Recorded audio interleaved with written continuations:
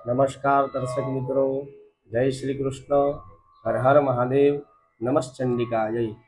આજે આપણે જાણીશું કે રુદ્રાક્ષ કેટલી સંખ્યામાં કઈ જગ્યાએ ધારણ કરવા જોઈએ તે માટેનો શ્લોક છે દેવી ભાગવતમાં 11મો સ્કંદ, 3જો અધ્યાય અને 17મો શ્લોક આપણી પાસે અહીંયા ઉપલબ્ધ છે. શ્રીમદ દેવી ભાગવત મહાપુરાણ મૂલ માત્રમ. તો સૌ પ્રથમ એ શ્લોકનો શ્રવણ કરીએ અને પછી એનો અર્થ સમજીએ.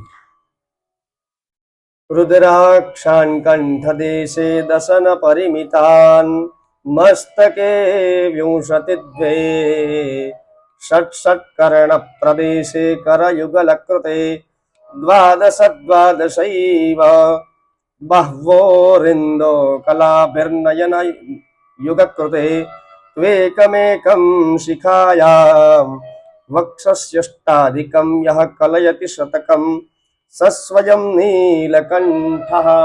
અર્થાત શ્લોકમાં જણાવે છે કે કંઠ દેશે 32 મણકાની રુદ્રાક્ષની માળા ગળામાં ધારણ કરવી જોઈએ.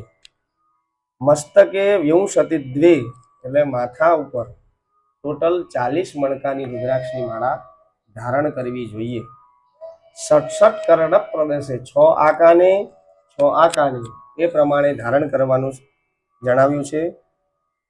કર યુગલ કૃતે એટલે કે અહીંયા હાથમાં બંને જગ્યાએ કેટલા મણકા? 12 મણકાની માળા ત્યાં આગળ ધારણ કરવાની કહી છે.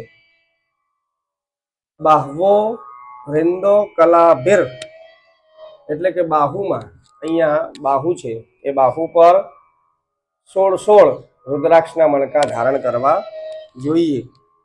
નયન યુગક કૃતે એટલે આંખોની ઉપર, બંને આંખોની ઉપર એક રુદ્રાક્ષનો મણકો ધારણ કરવો જોઈએ.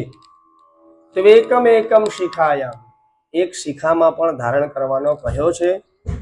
વક્ષસ્યષ્ટાધિકમ યહ એટલે વક્ષસ્થળ છાતીના ભાગ ઉપર 108 મણકા રુદ્રાક્ષના ધારણ કરવા જોઈએ.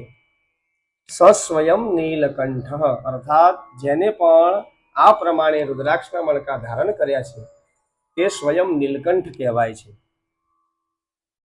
તો આ પ્રમાણે રુદ્રાક્ષના મણકા ધારણ કરવા અતિ શુભ મનાય છે.